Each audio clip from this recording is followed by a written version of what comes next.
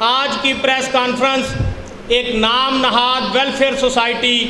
जिसका सिरे से कोई कानूनी वजूद ही ना है और इस नाम नहाद सोसाइटी को चलाने वाले तारक और उसके हवारियों ने कमालाबाद कब्रिस्तान पर नाम नहाद कब्ज़ा किया हुआ है जो कि वरासती निस्बत से जारी है। कब्रिस्तान की मुकम्मल जगह व अराज़ी को अपनी ज़ाती मलकियत बना रखा है। कमालाबाद कब्रिस्तान जो कि सरकारी अराज़ी चक नंबर 279 रेबे पर मुश्तमिल है, हुकूमत पंजाब के अलावा किसी की भी मलकियत ना है, जहाँ पर हुकूमत ने फ़ी कस कब्र सरकारी फ़ीस 100 रुपये मुकर्रर कर रखी है, मगर कब्ज़ा माफिया तारक और उसके हवारी अरसा दराज से गरीब लोगों से 15 से 20 हज़ार रुपये वसूल कर रहे हैं, जो कि एक भत्ता की एक शक्ल है जिसका कोई भी हिसाबो किताब न दिया गया है, क्योंकि तारक और उसके हवारियों की तरफ से ज़ायद फ़ीस की बिना पर गरीब का मरना भी मुश्किल हो गया है। मरकर भी चैन ना आया तो किधर जाएंगे, और गरीब को कमालाबाद कब्रिस्तान में दफनाना भी एक ख्वाब बन चुका है। मैं आपका खादम अरशद नाज इस बाबत तारक और उसके हवारियों के ख़िलाफ़ एहतजाज किया तो इज़्ज़त माब जनाब AC सिटी सैयद अयूब बुखारी साहब ने तारक और उसके हवारियों की तरफ से अरसा दराज से गरीब और अहले मोहल्ला से होने वाले धोखा, फ्रॉड और ज़ायद वसूली फ़ीस और भत्ताखोरी पर ख़ुद दिलचस्पी ज़ाहिर की और मुतलका महकमे ने इंक्वायरी करके तारक और उसके हवारियों के ख़िलाफ़ एक फ़ौजदारी मुकदमा नंबर 824/20 ज़ेर दफ़ा 420 तेपे थाना गुलबर्ग फैसलाबाद सरकार की मदीयत में दर्ज करवाया।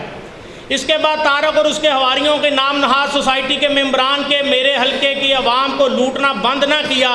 तो मैंने मोरखा 7 सितंबर 2020 को तारक कब्ज़ा माफिया और उसके गैर कानूनी अमले के ख़िलाफ़ अवामी एहतजाज की कॉल दी, जिसमें मेरे हल्के की आवाम ने भरपूर हिस्सा लिया और मेरे अहले इलाका के तमाम गरीब, नादार और मुफलिस अवाम ने मेरी आवाज़ पर लब्बैक किया और ज़िला कौंसल चौक फैसलाबाद में इकट्ठे हो गए। इस कब्ज़ा माफिया और उसके हवारियों को कमालाबाद कब्रिस्तान से छुटकारा दिलाने के लिए हुकूमत वक़्त से अपील की, जिस पर फिर जनाब इज़्ज़त माब सैयद अयूब बुखारी AC सिटी फैसलाबाद ने कानूनी कार्रवाई करते हुए खुद अवामी एहतजाज में आकर हमारी आवाज़ पर लब्बैक किया और ख़ुद भी कमालाबाद कब्रिस्तान आकर हालात की नज़ाकत को समझते हुए गरीब और नादार अवाम की आवाज़ पर लब्बैक कहते हुए मोरखा 8 सितंबर 2020 को कमालाबाद कब्रिस्तान तशरीफ़ लाए और तारक कब्ज़ा माफिया और उसके नाम नहाद वेलफेयर सोसाइटी के मेम्बरान से कमालाबाद कब्रिस्तान का कब्ज़ा छुड़वाया और कमालाबाद कब्रिस्तान सरकारी तहवील में लेते हुए गरीब व नादार अवाम का हौसला बढ़ाया और अरसा दराज से जारी धोखा दही, फ्रॉड, भत्ताखोरी का वगैरह का गैर कानूनी अमल को ख़त्म किया, जिसमें आपका खादम अरशद नाज पेश आया। जनाब AC सिटी साहब ने कमालाबाद कब्रिस्तान सरकारी तहवील में लेने पर तारक और उसके हवारी हट धर्मी का शिकार हो गए और अरशद नाज पर मुख्तलिफ़ किस्म की तोहमतें और इल्ज़ामात लगाने शुरू कर दिए, जिसका जवाब देना यहाँ पर अरशद नाज मुनासिब समझता हूँ। और इस प्रेस कॉन्फ्रेंस का मकसद भी मेरे मुखालफिन की तरफ से लगाए गए इल्ज़ामात का जवाब देना है। सबसे पहले मैं आपकी खिदमत में अर्ज़ करना चाहता हूँ कि मेरी सारी ज़िंदगी सियासी जद्दोजहद और अवाम की खिदमत पर मुश्तमिल है और मेरी सियासी ज़िंदगी मेरे सहाफ़ी भाइयों और मेरे हल्के की अवाम और फैसलाबाद के दीगर सियासी हल्का जात के लिए खुली किताब है।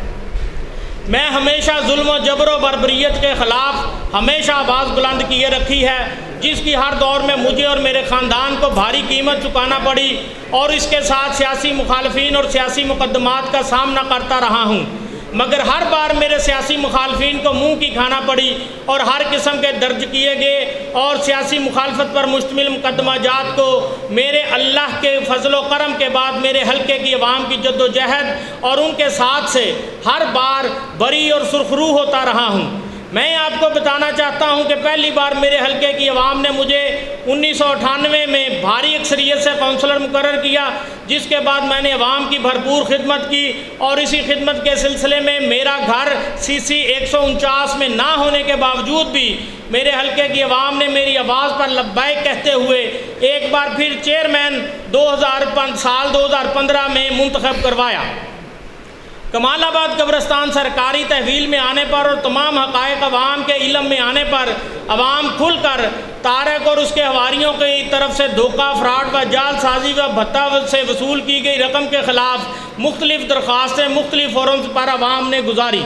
जो मेरे इल्म में आ रखा है, नाम नहाद वेलफेयर सोसाइटीज़ अवाम से 20-25 हज़ार भी वसूल करती रही हैं और कमालाबाद कब्रिस्तान में सहूलियात ना होने के बराबर हैं। अवाम अपनी मदद आपके तहत अपने प्यारों की कब्रों की हिफाजत कर रहे हैं,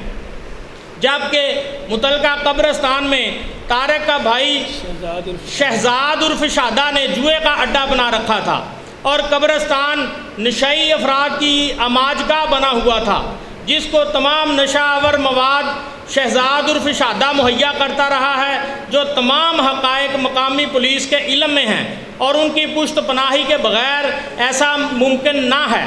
तारक नामी शख्स का दावा है कि कमालाबाद कब्रिस्तान की अराज़ी उनके आबाओ अजदाद की मलकियत है और उनके बाद उनकी मलकियत है, जिसका कोई सबूत व दस्तावेज़ात पेश करने से हमेशा कासर रहे हैं। नाम नहाद वेलफेयर फैसल वेलफेयर सोसाइटी का ख़जांची अब्दुल रशीद रहा है, जो तमाम उम्र कमालाबाद कब्रिस्तान में अवाम से धोखा दही और फ्रॉड से ज़ायद रकम वसूल करके ताउम्र खुद साख्ता सवाब कमाता रहा है और उसकी वफ़ात के बाद नाम नहाद फैसल वेलफेयर सोसाइटी के ख़जांची का वरासती इंतकाल अब्दुल रशीद के बेटे खालिद महमूद के नाम मुंतकिल हुआ। वो भी अपने वालिद अब्दुल रशीद की तरह अवाम से लूट मार करता रहा और ख़ुद साख्ता सवाब कमाता रहा, हत्ता कि अल्लाह को प्यारा हो गया।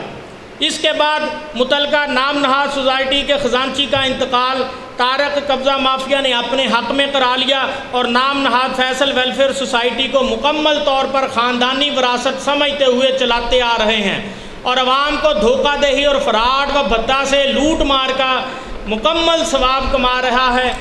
रहे हैं, जिसका आज तक कोई भी ऑडिट ना करवाया गया है। मैं आज के हुकूमत वक्त से ये अपील करना चाहता हूँ कि इस नाम नहाद फैसल वेलफेयर सोसाइटी के नाम पर की गई लूट मार का मुकम्मल ऑडिट करवाया जाए और जो ज़ायद रकम वसूल की गई है वो दीवार की रकम नाम नहाद वेलफेयर सोसाइटी और उसके मुंतज़मीन से रिकवर करवा कर ख़जाने सरकार में जमा करवाई जाए। नाम नहाद मुंतज़मीन जो कि सोसाइटी के तमाम इंतज़ाम इंसराम करती है, जिसका हकीकत से कोई तल्लक वास्ता ना है, बल्कि नाम नहाद सोसाइटी के मुंतज़मीन व तारक ने कब्रिस्तान की 1100 फुट लंबी दीवार गिराकर रकम मुबलग 22,53,022 रुपये खुर्द बुर्द की, जिसकी कंप्लेंट मकामी थाना में म्यूनसिपल कॉरपोरेशन के सरकारी अफसर की तरफ से इस्तग़ासा मुरतब होने के बावजूद नाम नहाद वेलफेयर सोसाइटी के ख़िलाफ़ दर्ज ना हो सकी। हम आज भी बार बार सवाल कर रहे हैं कि दीवार गिराने का आखिर मकसद क्या था, जो हरफ बहरफ अवामी टैक्स और चंदे से तामीर की गई थी। दीवार की ईंटें फ़रोख्त करके हड़प की गई और आज भी हम मुतालबा करते हैं कि दीवार की फ़रोख्त ईंटें इस नाम नहाद कंपनी व तारक से रिकवर करवाई जाए और कौमी ख़जाना में रकम जमा करवाई जाए। मैं ये बात बताना और क्लियर करना ज़रूरी समझता हूँ कि मेरे मुखालिफिन ने खाना खुदा को भी ना छोड़ा और मेरी कोशिश और मदद से तामीर की गई मस्जिद पर भी उंगली उठाना शुरू कर दी है। अगर मस्जिद बनाना जुर्म है तो मैं ऐसा जुर्म बार बार करता रहूँगा और ये अल्लाह ताला का ख़ास करम है कि मुझ ना चीज़ की कोशिश और आवाम की मदद से अल्लाह ताला ने अपने घर की तामीर करवाई। और रही बात पार्क की, तो ये बात भी क्लियर करता हूँ कि मैंने एक पार्क नहीं बल्कि 4 पार्क तामीर करवाए हैं। यहाँ आवाम सैर व तफरी करके और अपने अहले खाना के साथ बैठकर खुशी महसूस करते हैं। और ये बात भी क्लियर करता चलूँ कि जिस 18.5 फुट का ये क्लेम करते हैं कि ये कब्रिस्तान की जगह है, जो कि असल में कब्रिस्तान की जगह ना है, ये जो मुरब्बा नंबर 32 और 33 की दुरुस्त पैमाइश का मसला है और जिस 18.5 फुट का ये क्लेम करते हैं, उस जगह की बैनामा रजिस्ट्री में अब्दुल रशीद जो कि तारक का दादा है, उन कुछ रजिस्ट्रियों में गवाह और प्रॉपर्टी डीलर भी था। और आखिर में आप हजरात का शुक्रिया बजा लाता हूँ जो आज यहाँ असल हक़ाइक़ जानने के लिए और अवामी इशू पर इकट्ठे हुए और मुझे नहायत ही तहम्मुल और बुर्दबारी से सुना। आप सबका शुक्रिया। अल्लाह हम सब का हामी व नासिर हो।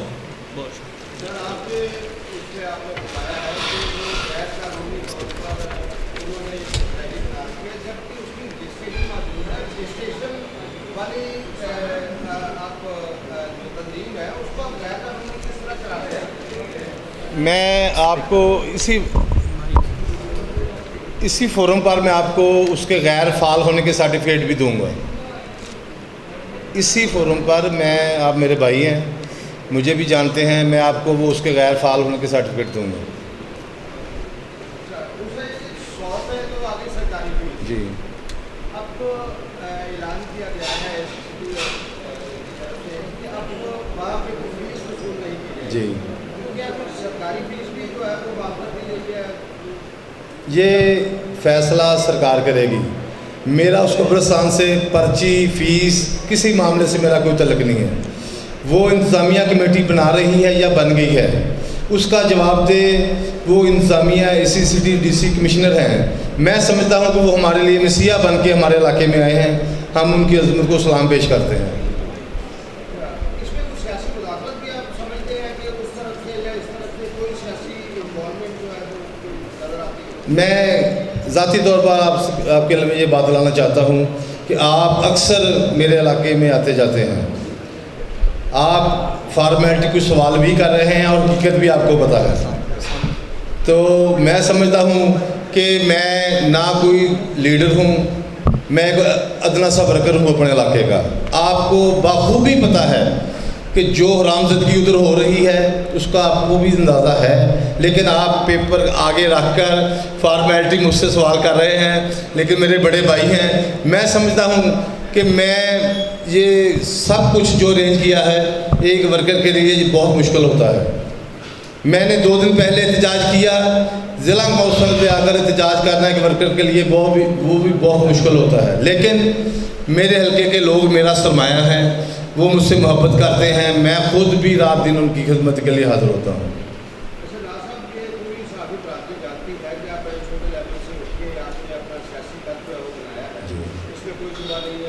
मैं आज भी समझता हूँ मेरा कोई सियासी कद नहीं है, मैं एक सियासी वर्कर हूँ। तो जेलें भी आपने काटी हैं, वो आपके सामने है भी आपने सारे रखे हैं जी। तो इस हवाले से आप जो जंग लड़ रहे हैं जी, तो उसमें आप यह बता रहे हैं कि जो उन्होंने जुए के अड्डे थे, ये चलता था, कोई जुए की कार्रवाई पर आपने कोई एप्लीकेशन या वो छापा या कोई ऐसा कोई रिकॉर्ड में है कि सर मेरी यस निज़ाम की बदबख्ती है कि मेयर फैसलाबाद जो कि एक शहर का मुंतखब नुमाइंदा होता है, मेयर फैसलाबाद इसके साथ आज भी इस्तग़ासा लगा हुआ है। उनका बाअसर होना, उनकी रिश्वत उस हराम के पैसे में इतना असर है कि मेयर फैसलाबाद सरकारी इस्तग़ासा जो आज तक मेयर फैसलाबाद भी ख़त्म हो गया, उसकी सीट ख़त्म हो गई, वो इस्तग़ासा FIR की शक्ल अख्तियार ना कर सका। मैं तो एक छोटा सा वर्कर हूँ, मैं उनके जुए का अड्डा, मनशियात का अड्डा कैसे पकड़वा सकता हूँ? वो इतने बाअसर हैं और उनके जो पीछे हैं मेरा भाई अच्छी तरह जानता है। मैं आज इस मामले को बढ़ाना नहीं चाहता, आपको पता है कि उनके पीछे कौन सी कुव्वतें हैं। आगे बात करें, कोई दोस्त और सवाल करे, मैं हाज़िर हूँ। मैं बिल्कुल आपकी कचहरी में बैठा हूँ, जो दोस्त मुझसे बात करना चाहे मैं हाज़िर हूँ। सर तुम भी डॉक्टर साहब करोगे सवाल? नहीं सर मैं तो दस सकता, मेरे बड़े भाई को पता वा भी किहड़ियां गुफ्तां पिछे। हाँ,